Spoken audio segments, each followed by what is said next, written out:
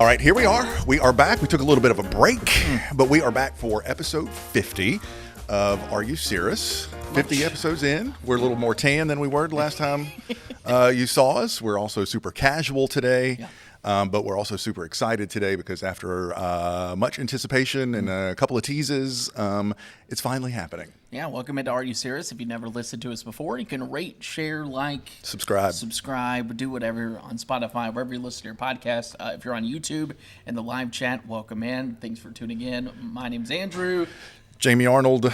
And I really feel like we got to get into this. Yeah, we're not going to waste any more time on this one. Let's do it. Finally happening. I'm still fangirling over this. And if you've watched a couple of these episodes, or basically any episode, and I feel like in the past year, you've probably heard this name. And that name is now officially with us. And we are so excited for the man, the myth, the legend, Josh Morgerman, hurricane chaser extraordinaire, extreme chaser, and all around kind of an okay guy. Yeah, I cannot wait. Josh, we've been counting down for this. First off, welcome to Are You Cirrus? And how are you? Great. After a welcome like that, I'm on top of the world. I feel incredibly honored. Thank you very much. I've been looking forward to this as well. I've been psyched to talk to you guys, talk weather, talk life, talk it all. Let me tell the story about how I first met Josh, and he probably doesn't remember because he's a super massive famous guy, and I'm just little Jamie Arnold from WNBF. It was my first year last year down at the National Tropical Weather Conference, and I had been fangirling over Josh for years, and I saw on the list that he was going to be there, so I was already freaking out. And then one night, there was this little thing. It's called Dine South Padre, and you all get split up into groups and go to a restaurant. And in my group, there's Josh Morgerman. Not only is he in my group, I sat beside him at dinner. And I had Josh on one side of me, Michael Lowry, formerly of the Weather Channel and the National Hurricane Center, on the other side of me. And across from us was Brian Norcross, who in our community is just a weather hurricane god. And to this day, I don't know how I'll ever beat that dinner. Sitting in that little corner. I never felt so small and stupid in my life, but also totally in awe. And not only was I sitting next to Josh, but we just kind of talked and laughed. And I think probably had a bottle or two of wine that night and had an amazing time. And and here we are.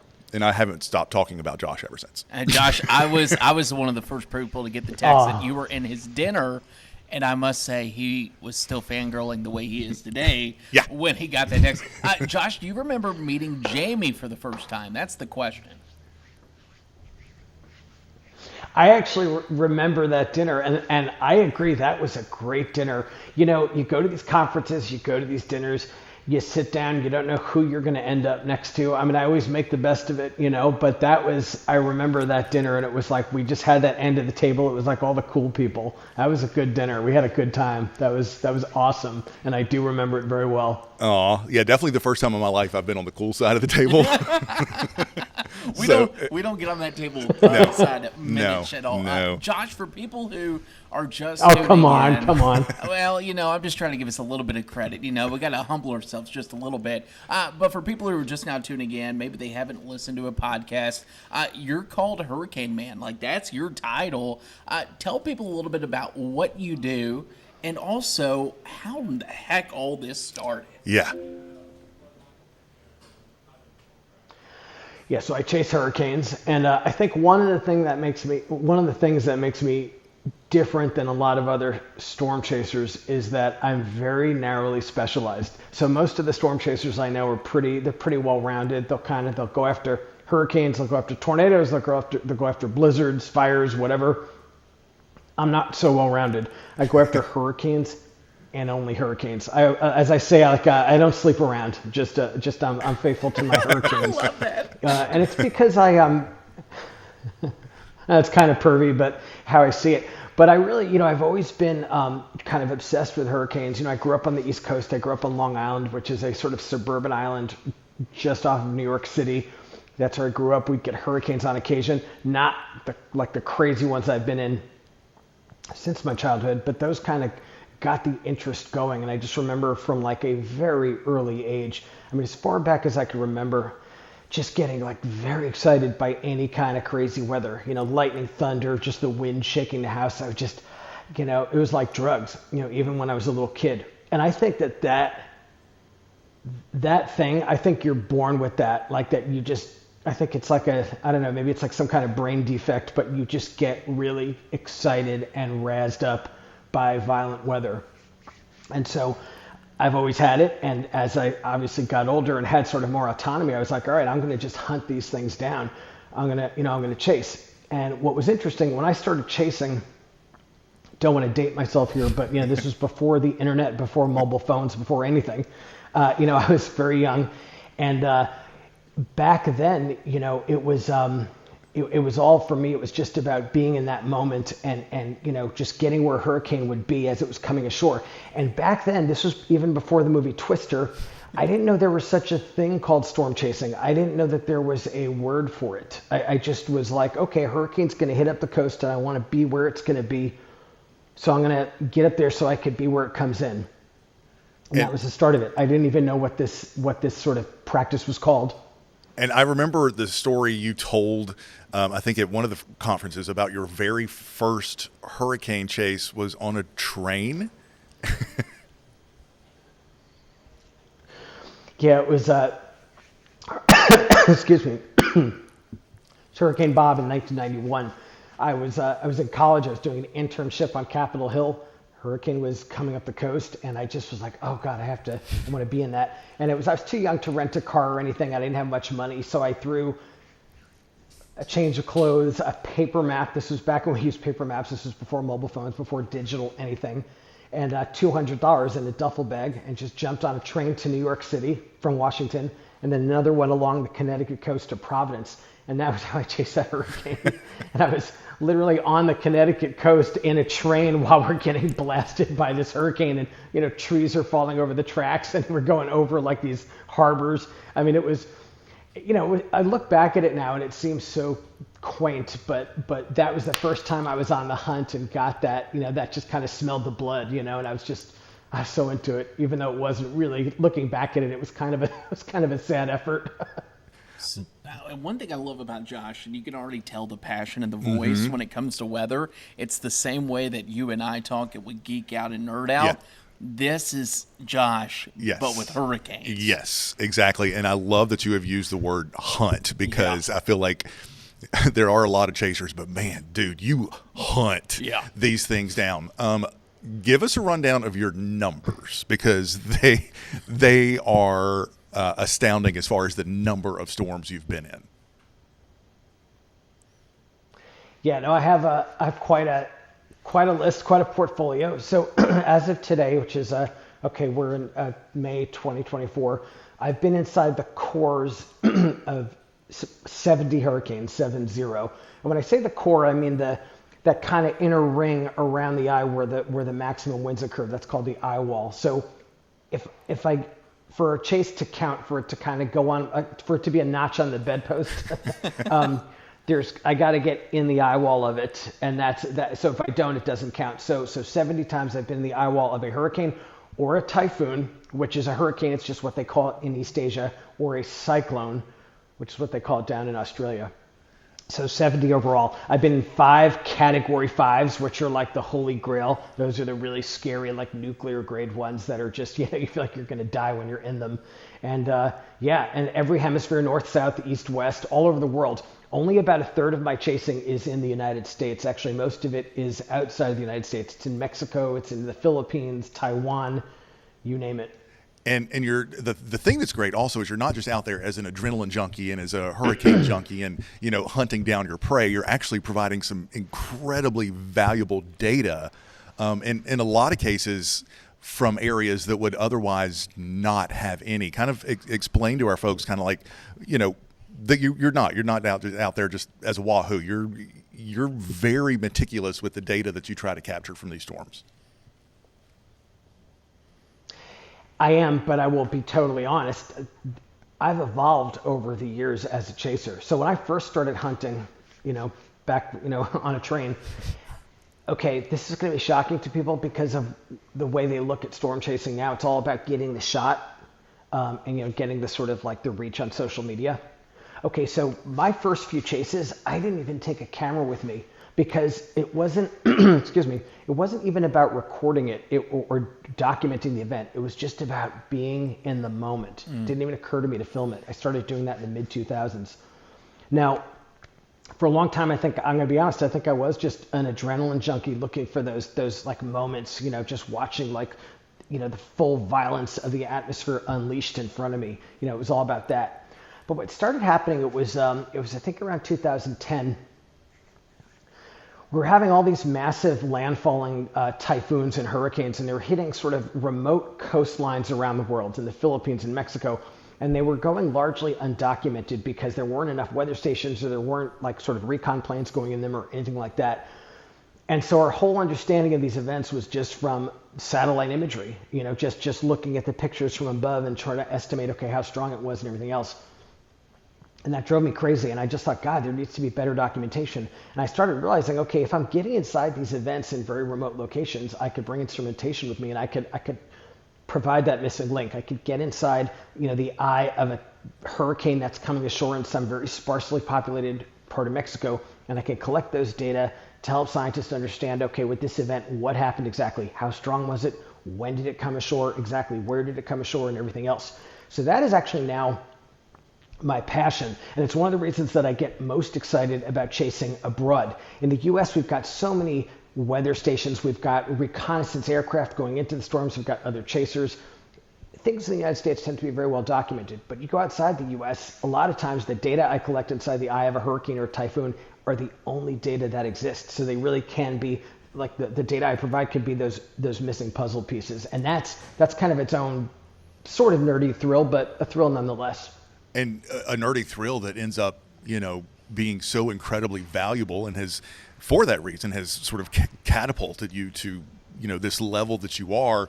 And you have a special affinity for the Mexican West Coast, the Pacific coast of Mexico, for their hurricanes, and also for the fact that it's very sparse and it's hard to get data down there. And that's one of your kind of favorite spots to chase, right?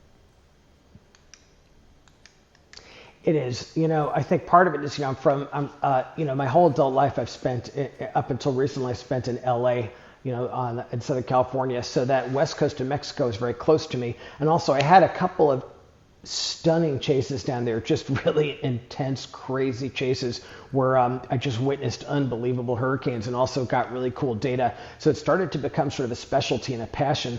Also, it's not a popular area for other chasers to go for a variety of reasons. That coastline, a lot of it's very remote. It's very hard to reach. The roads in some places aren't good. There's not a lot of population density. There's also security concerns. Some of those states along the west coast of Mexico, like Michoacan and Guerrero and Sinaloa, those are states that the State Department tells Americans, don't go to those states. They're dangerous. Just don't go there. This is my hunting ground, and I have to say I've done some of my most meaningful work, scientifically and in terms of capturing video on that coast. Well, Josh, I have to say you're transforming basically what everyone looks at when it comes to hurricane season.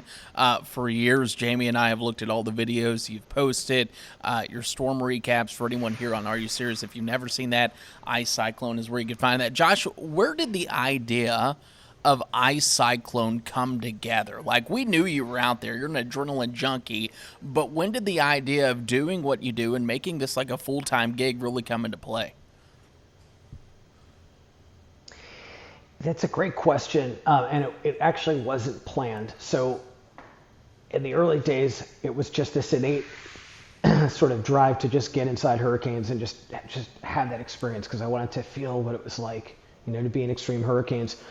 And that's basically all it was. And I started filming video, but it was mostly for my own pleasure.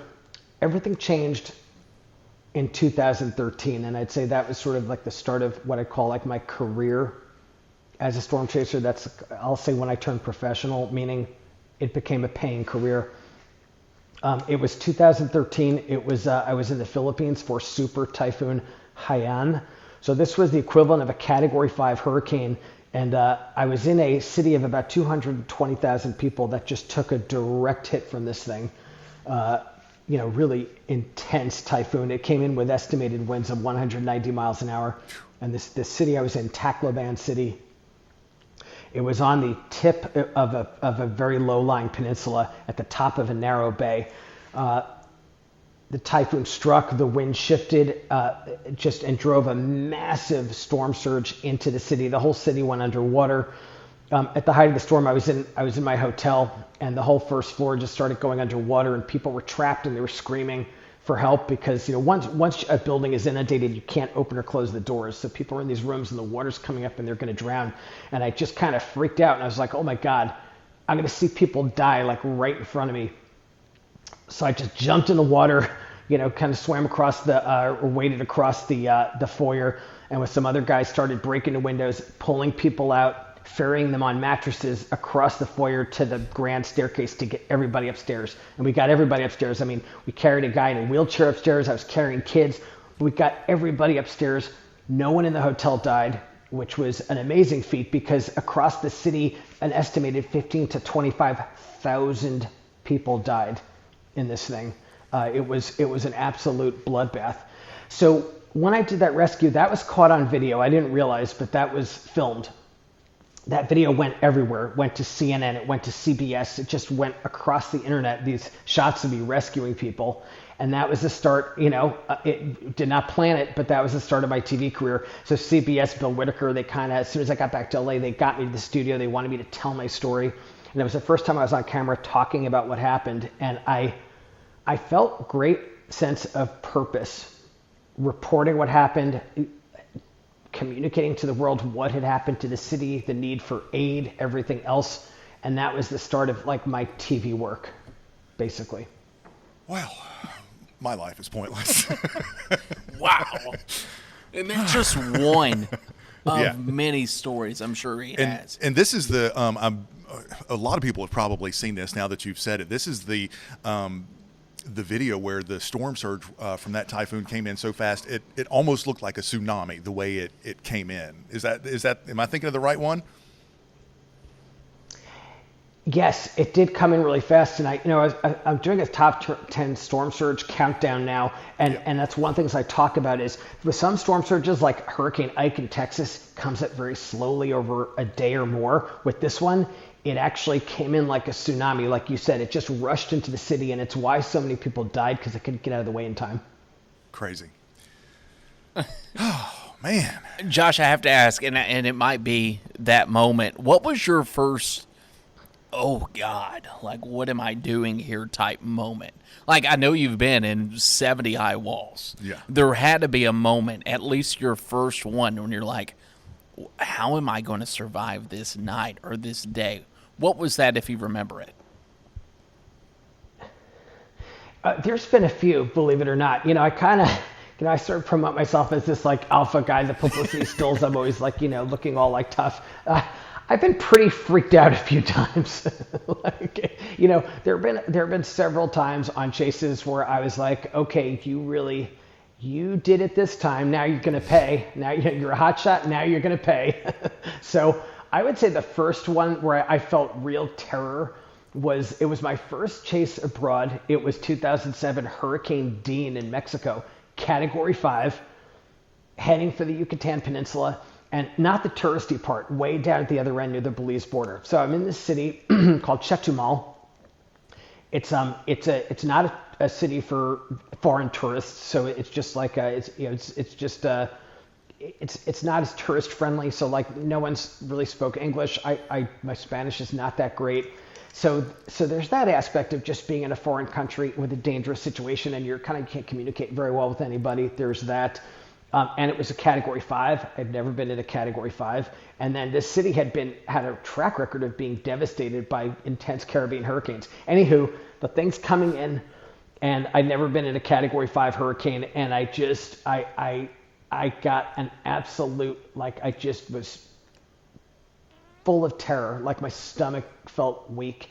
And I'll tell you, at that moment, if I could have pressed a magic button to transport back to LA and miss it, I mean, I can't believe I'm admitting this, but I would have pressed that button. I was a little pussycat back then. I wasn't I wasn't the chaser I am now. I was a little more of like, it took me a while to kind of get used to that fear, but that was the first time. And yeah, I was really like, I thought I was going to die in that one. And it's hard to explain to people because so few people have been through the eye wall, of even a category 2 or a category 3 hurricane. You start getting into the eye wall of a 4 or a 5, the way that things escalate and the way things look and sound, it just takes on another worldly vibe. There's an evilness to it when you're in that. What is that like? I mean, am I right here on this? I mean, it's people. Oh yeah, I went through hurricane so and so. I went through 100%. hurricane so and so. Well, you didn't. You were 40 miles from the eye. You didn't. You when you're in that core, it's a whole Yes. different world. 100%. And Jamie, I mean, you captured it really well. It is like when you get inside the core of a major hurricane, it's even for me, I mean, I've been in more than anyone dead or alive. I mean, 70, that's a world record, Even for me, it still has a strange magical quality every time. And it's very hard to convey to people, and video doesn't totally capture it because there is what you're seeing, but there's the sound of it, and no video captures all the kind of layers of the sound. And there's also like literally you feel it. I can't explain it, but you feel it in your body. It's just you feel it in your ears, like your eardrums are doing weird things. And there's a very weird, there's an angry energy. Like I said this, you alluded to this, Jamie, and I've said it many times in talks that I'm not a religious person, but I can completely see why, like ancient peoples, like when they get a big hurricane or something, why they thought, okay, the gods are angry because it totally feels angry. There's something really weird about it. Like you can't, when you're in a really bad hurricane, you can't believe that it's just a natural occurrence because of, warm water and rising air, this just naturally happens. It doesn't feel natural. It feels full of rage and anger. And, there's just something about that moment. Everything turns white because because the rain is so heavy and the air is just filled with like flying wreckage and you're hearing loud crashes, and just the trees outside are just bending way over. There's something about that moment. I know it's a terrible thing, but it's just mesmerizing to me, that moment, that kind of energy. One of my favorite things that you do in your videos, Josh, and we were talking about this earlier, one of my favorite videos that you've ever done is Dorian, when you're literally in the eye wall and you keep the time up minute. Yeah. And it's counting to the minute. And you're watching that, and I still can picture being in that little area where the window's about to come undone. And I'm just goosebumps, cold chills. I can't imagine, but literally when you're in the core of that, I imagine you're counting on to every minute you possibly can. Is that correct? Yeah, and I'm glad you mentioned that about the timestamps because putting those timestamps on my videos I'll tell you, it's like a major pain in the butt. It adds a lot of work. And when someone says, "Oh, I'm so glad you put the timestamps on so I could follow along what's happening," I'm just like, "Okay, good. There's value in it," because I want the video to not just be like a, for thrill seekers, but I want it to be a document of what happened, And when you have the timestamps, it's cool to kind of compare what you're seeing on the video to where, when you look at the track of the hurricane, like where it was at that moment and stuff. And I think it's part of the documentation. Dorian, for the listeners who don't know, so it struck the island in the Bahamas that I was on called Great Abaco Island. It struck with estimated winds of 185 miles an hour. So that ties it for first place with the 1935 Labor Day hurricane in Florida as the strongest known hurricane impact in North America. So this wasn't just category 5. This was like way up there. I was in a little concrete classroom of a school riding it out. The wind was just hitting the building with, the force of 1,000 sledgehammers. It was like a kind of wind that's really hard to cap. It was scary. Everyone's ears were killing them from like the air pressure changes. Everyone was just like holding their ears. That's how harsh it was. outside on the downwind side of the classroom, you could look outside. You couldn't see anything. I'd always imagined that this would be the most ultimate experience of, okay, high-end Category 5 hurricane, middle of the day. It was just afternoon, so there's going to be plenty of light. I'm going to just witness this unbelievable show. Actually, no, I couldn't see anything. Everything just turned white from the rain and the wind and the turbulence. Everything just turned white. Couldn't see anything. It was like I might as well have just filmed a shower curtain. I mean, that's what it was like. And then when the eye of the hurricane arrived, it was like the shower curtain lifted all of a sudden, and there was sunshine, cars thrown all over the parking lots, the trees like sticks, nothing left. It was really, that was the, I don't think I'm going to top that one, that Dorian. That was the chase of chases. And to imagine, and I often think, especially on your Dorian video, you can sort of see and hear, the fear and the people that were around you with that one. And there's the relief of the eye, and then there's the dread, because you're getting ready to do it all over again. Yeah, and with that one, so the school we were in, a lot of it during the front part of the hurricane, a lot of it got destroyed, like parts of the roof lifted off, some walls collapsed. Our little room actually did okay, but when we came out, we realized that we couldn't stay there. We had to find somewhere else to ride out the second half of the hurricane. And here's the deal. We had no communications with the outside world, nothing. So we had no idea. I didn't have radar to look at. I didn't know where we were in the eye, how close to the backside of the eye wall we were. I had no idea when those crazy winds were going to start up again. And so we had to find shelter, but my biggest fear was, okay, what if we're caught out on the road when those 185-mile-an-hour winds start up again? I mean, you would die, just the flying debris. Debris flying at those speeds, like a piece of flying tin will just, I don't want to be gory, but that'll just take your head off, like you won't even know what happened. So of the 11 of us, I was with 10 people that I didn't know. Of the 11 of us, 3 of us still had cars. One of the cars blew away, another one was trashed. For some reason, my little tiny car was fine. So between the 3 of us, we were able to pile everyone into 3 cars. And like a caravan, we just went down the highway, which was, wreckage everywhere. But we managed to get to a big government building. And by the way, so did other people from every direction. People were just during the eye running toward this building. Other people whose houses had collapsed or who had been washed away in storm surge, everyone just running toward this one building to get inside it before the backside of the hurricane hit. Now, it felt like a really long car ride. I felt like it was literally like a journey. It was 2/3 of a mile. But that's what your mind will, the tricks it'll play when you're scared. Josh, I have to ask, because we always talk about this, after a storm, Jamie and I do, and I have a feeling it is nothing compared to what you're about to say. Adrenaline drives us in this industry, especially when weather is happening. Like, we have a hurricane here in South Carolina. We're going as long as we need to go. Adrenaline is there. It will fuel us. Eventually, that adrenaline gives out, though. What's that like for you as, the hurricane moves away, and now you're faced with basically a city that's been wiped off the map completely? What is that mindset like, as once again, you're now kind of trapped in an area that's basically lost in a desert to no one? Yeah, it's a great question. Adrenaline is a big part of this. And, that adrenaline actually starts days before. The second the computer models suggest to me that I'm going to be on a hunt, that I'm going to be chasing something, it's like it starts at first, it's like a slow drip. But over the days while I'm tracking this sort of like a potential chase subject, it's more and more. So the days leading up to a chase, I find myself sleeping less and less. I'm waking up in the middle of the night to look at the latest computer models. It's like you just can't help it. It's like how your body's wired. And then there's the actual chase where you're getting very little sleep. And then by the time the hurricane is hitting, you're running 100%. The fuel tank is empty and you're running on the adrenaline, and that is all you're running on.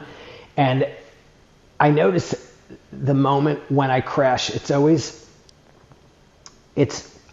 let's say I go through the eye and then there's the backside of the eye wall. As soon as the intensity of the wind starts to lessen a little bit, and I'm like, all right, I've gotten through the peak of this thing, that is when I start to feel that feeling. And it's like crashing off of doing drugs. You crash and you crash hard. And, there's dealing with the aftermath and how do I get home. But a lot of times after these big, big epic chases, when I get home, it's like recovering from a flu. I'll be kind of just laying in bed, just getting a lot of sleep and eating a lot, because the days leading up I wasn't really eating. So now I'm hungry. I'm just like eating crazy calories. It's kind of a toxic lifestyle, actually, now that I think of it, because it's these crazy swings. And I think you guys in the TV industry have this too. When you're covering big events, you have your own crazy swings and crashes. I call it the Great Tropical Depression that comes after a storm, because it's like you're literally sort of lost because and it sounds like it's the same for you, for a week, in some cases 10 days, your life is 100% consumed by this storm, whether it's you chasing or whether it's, us here getting ready for one that we know is probably going to be a hit for us, and it consumes your life. And you try to sleep, you roll over at night and your eyes open and your first thought is, ooh, what's the 0Z run say? And you lay there and you try not to pick up your phone to look, but then you do, and then you're in a rabbit hole, and then 4 hours have gone by, and then you're waiting for the next run. And then I have dreams, usually a night or two before a hurricane hits. I have dreams that it has fallen apart, or it rapidly intensified while I was sleeping the night before coverage, and wild, insane dreams about hurricanes. I'm the same way. And Josh, I have to ask, because our prep in the TV world is similar to yours, but what does it take, and what is the days leading up to a potential hunt for you? What does that look like, and when do you make the call and say, all right, here we go, I'm going to Tawan or wherever it may be? Well, that's the $1 million question, when to pull the trigger, because being a great chaser, it's all about which ones do you go after and which ones do you sit out, because you're like, that setup looks like a waste of time. And I have a good batting average, meaning most of the time, well over 98% of the time when I go for a hurricane, it's a good, successful chase. They're not always, super memorable, but they tend to be, worthy in some way. I've had some bad misfires.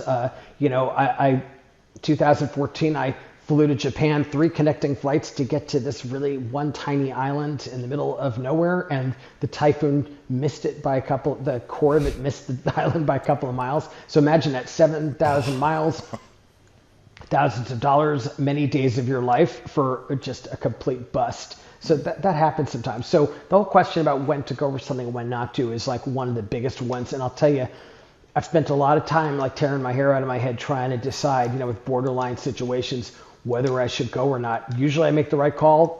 Sometimes I make the wrong calls. The worst call I ever made was actually this last year, which was Hurricane Otis, that struck Acapulco in Mexico as a Category 5, strongest known hurricane landfall on the west coast of Mexico, which is my area of specialty. And I was just, the computer models were not enthusiastic about this storm. They didn't show it really doing anything. It didn't look impressive on the satellite imagery. I debated it, and I just, after a lot of sort of, agonizing, I decided not to go for it. The thing absolutely exploded. It intensified at an unprecedented rate and hit a major population center as a Category 5. The emotional fallout for me of missing that, of missing such a pinnacle event, it's hard to describe it. It's like if you're a professional athlete and you lost the finals of Wimbledon after you had match points. You just I was just depressed for days or weeks, especially because when I looked afterward, there wasn't a lot of data from where the hurricane came ashore. As usual, there were very few data points for scientists to work with to understand what happened. I just was like, God, I would have planted the whole city with instruments. I would have just really documented this incredible historical event. And anyway, it took me months to get over it. So when I make the wrong call, the emotional fallout can be pretty extreme.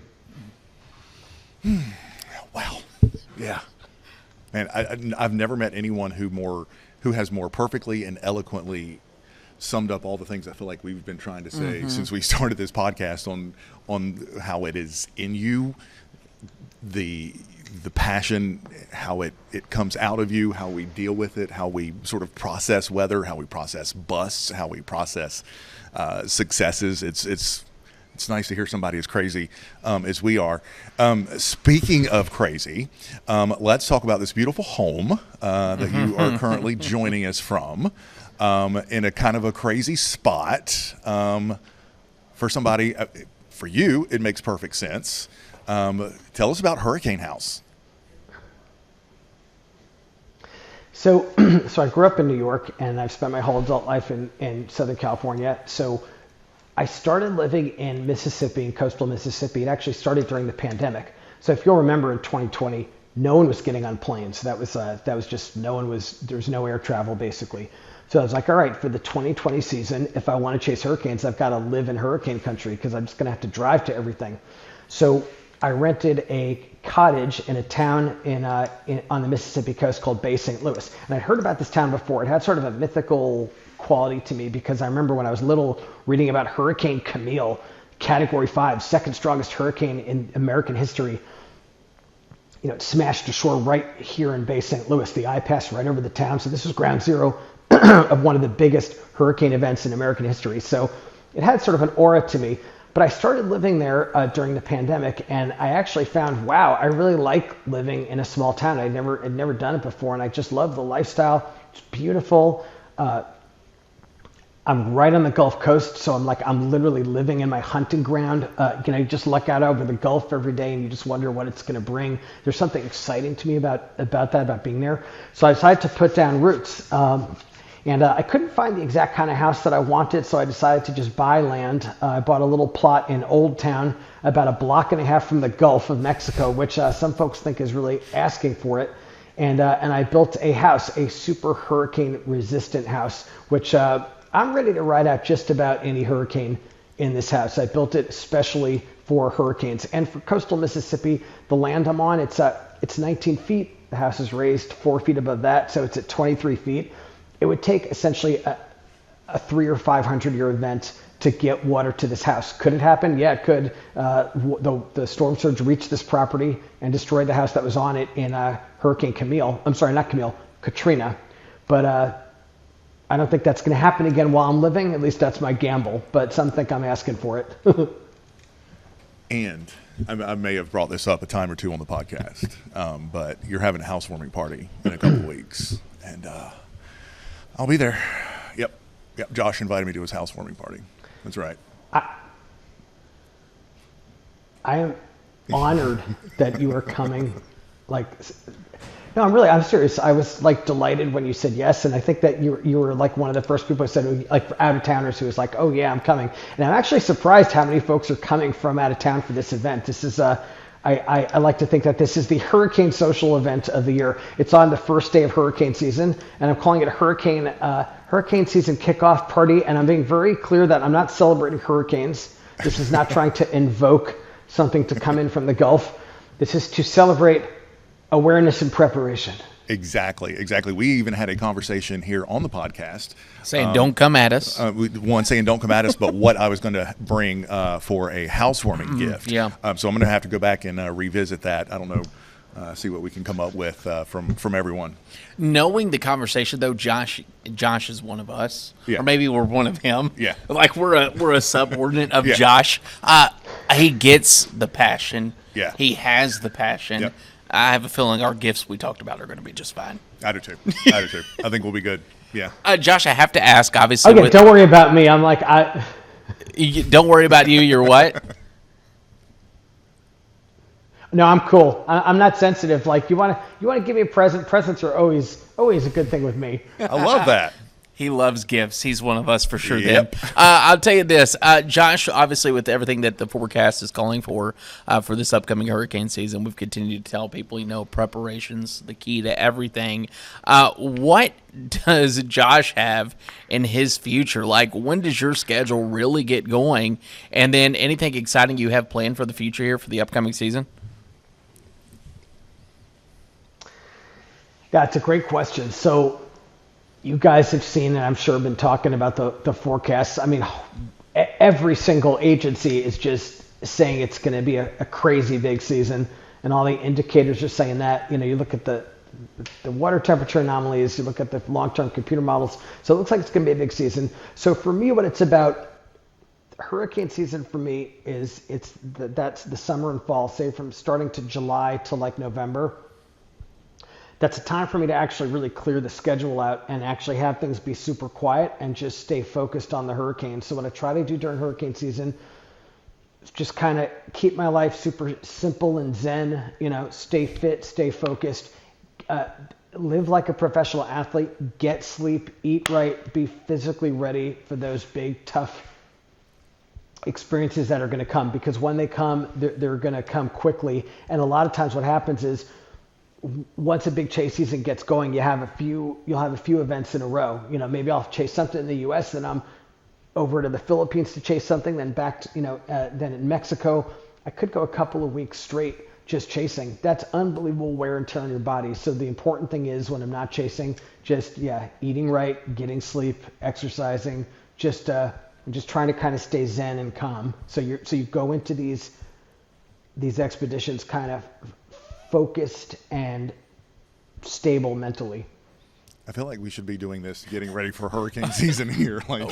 We need a Josh Morgerman diet and exercise book I know, for right? hurricane season. I'm out at happy hour for too long, and he's getting zen and eating right and sleeping, and here I am sitting at the bar. I mean, this may be a dumb question, but is there anything you recommend for getting fit for hurricane season? Is there something you literally work on because with a Category 5 potential, like, hey, I need to really focus on these muscles? I wouldn't know that. This is a legit question. Well, I think the first thing,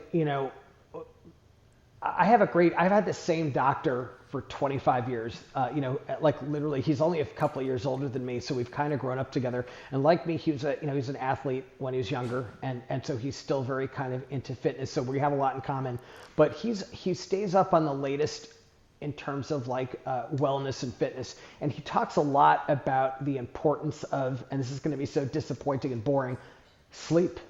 Getting enough sleep. It is so important to your physical and mental well-being. It is like everything. So that's something that I've really been focusing on. I talked before about how as the chase is approaching, I'm getting less and less sleep. And then when I'm on a chase, I'm getting no sleep.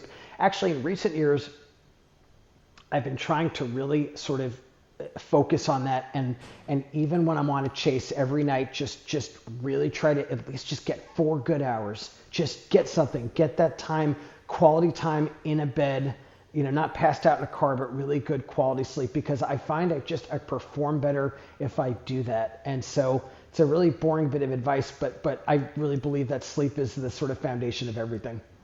I couldn't agree more. You're also talking to Andrew here, who gets no sleep and does the morning show, and I just don't sleep anyway because I'm basically a vampire.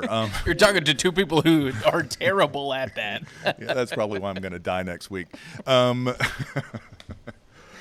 Wow, this has been so amazing. Yeah, it's so good. Well, like you guys, I'm also a vampire. I'm a very nocturnal person. So I'll often literally be up until, the wee hours, and I'll go to sleep sometimes as the sun is coming up.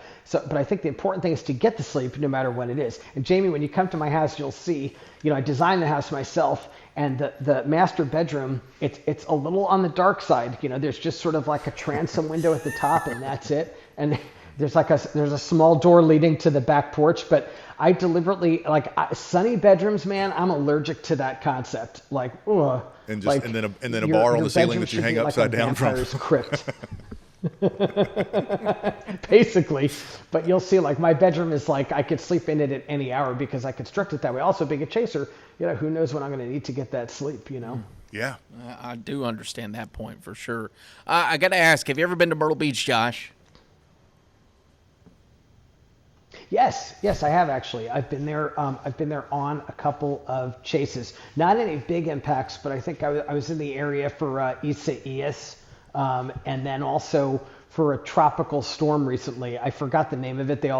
If it's not a hurricane, it blurs for me. But I know. Great place, and I thought I made a mental note to come back. I know. You were in Georgetown for Ian. Yep. What's that? You were in Georgetown for Ian, which is down just south of us. You got the big storm surge down there. From Ian. You actually chased Ian in Florida, where it was obviously the worst of the worst. Yeah, and they came up. Yeah, and then came up, and you were in Georgetown for the flooding. Another thing that I think is cool is that you do this all by yourself. The majority of the time, right? You prefer to be by yourself chasing.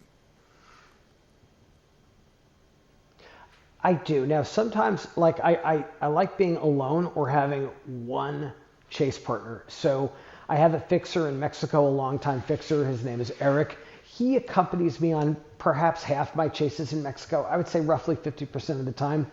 In the U.S., I tend to chase alone, but sometimes I will chase with another partner. But yeah, one thing I don't do is group chases. I don't do team chasing. I don't like to run into other chasers when I'm chasing. I just like to stay really focused. One of the things is I was on a chase. Okay, when I'm in a hurricane and I do want to document it, you know, I want to capture the sounds and everything. The hurricane has a voice, so I want to capture that. I don't want to capture people talking and hooting and hollering and narrating the event. And if you're around other chasers, you'll get a lot of that. So that's one of the reasons I like to just kind of be on my own. The other reason is if you come back from a chase with video and you create a video, what gives that video value is if it's a perspective on the storm that no one else had. Just you're in your own location, getting your own shots that don't look like anyone else's shots. It's a unique perspective. If you're with other chasers or you're near other chasers, your perspective, your story is going to be less unique. So for those reasons, not because I'm unfriendly, I really like to keep to myself, and I'm pretty much a lone wolf. And there's something also just dang cool about it. Mm-hmm. We were in Texas together just before the eclipse back in April, and I did the eclipse in the middle of a field at a ranch in Southwest Texas all by myself, because I didn't want the hooting and the hollering. I didn't want other people. I didn't want a distraction. And it's the same thing. You just want to be there to experience it. Jamie, it's so funny you mentioned that, because I followed your eclipse chase. I did it in Arkansas. And I remember thinking to myself, when I looked at what you did, you put yourself in isolation because you wanted to really like connect with it. And I remember thinking to myself, God, he's chasing that eclipse the way I chase hurricanes. And for the exact same reason, because you wanted to like be one with it without sort of getting cues or reactions from other people. That's so interesting. I totally get why you did that. Andrew, this is why Josh and I are best friends. He basically gets me. He gets me. And that might have just made Jamie's ear right there. Yep, I'm blushing. I'm good. I can die now. Josh, I have to say, it's been a blast absolutely having you on. Anything you have before, I want to make sure we're respectful of his time. I know people are tuning in. And, of course, hopefully maybe in the future, maybe after hurricane season when things die down, we can have him on as well. Yeah, and who knows, maybe we'll I'm sure people around here would hate to hear us say that, but, if you're up this way in September or October, and if you need somewhere to crash for a couple of minutes, if there's a nasty one heading our way. But we can't thank you enough. I've been kind of pestering you about this podcast for a little while now, and so honored that you did finally decide to join us, and we finally got it worked out and made it happen, and it's been incredible. Thank you so much. And this has been one of the more fun kind of appearances I've done. This has been great. And I will absolutely come back on anytime. And I want to say that you were both invited to the hurricane season kickoff party. So hope to see you both there. Too bad Andrew's got to work. It'll just be me. Sorry. Jamie's put me on the shift. So, Josh, I would be there if I wasn't already covering for some other diva on this team. Josh, I do want to give you at least your opportunity to tell people where they could find you, because at the end of the day, this is also about promoting you and making sure that you are promoted on the upcoming season. Where can people find you on Twitter, Instagram, your website? Yeah, I'm all over social media. My primary channels are X, formerly Twitter, and Facebook. I'm also on Instagram, although I don't post as much there, and Threads, and YouTube. But on all of those, my handle is iCyclone. So the letter I and the word cyclone. Yeah, words that we know very well. iCyclone. It has uttered across his lips a couple of times. Yeah, for sure.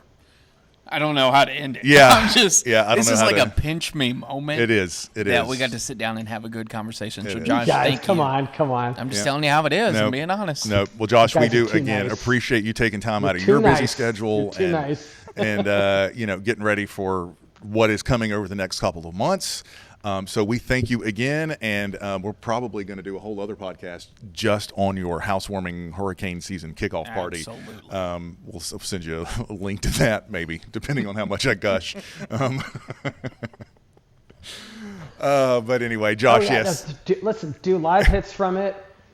We may. Live hits, we may. Do Funny, filming, whatever you want. literally funny story about your housewarming party. I was telling my boss about it and getting the time off, and he said, well, maybe we should send a camera crew, and you can do some reports and about how to get ready and what he's done to his house and do this and getting prepared for hurricane season. I was like, forget everything I just said. I'm going on vacation the first weekend in June because I'm not going down there to work at freaking Josh's house. I'm going down there to have a hurricane party and a housewarming party. So I am there work free. Wow, you set boundaries. Oh, I do. I set hard boundaries, and that was one of them. Yep, okay, but if you want to do that though, if you want to do any kind of stories about preparedness or what I did with the house to make it, like hurricane resistant, but do not be shy. That's all I'll say. That you are welcome to. There will be other folks who might do stuff like that, and everyone has free license to. Okay, well, good. I'll point people into their direction. I'm just there to hang out for the party. He's going to send Andrew as a cameraman now. All right. Josh, thank you so much. We hope you have a fantastic day. And for everyone viewing, this is episode 50. Episode 50. We will be back with more on episode 51. But again, Josh, thank you so much. Happy hunting. And I will see you in a couple of weeks. Thank you both. I really appreciate this, and I've had a great time, and I look forward to coming back. Thank you. Awesome. Sounds good. Y'all have a good night.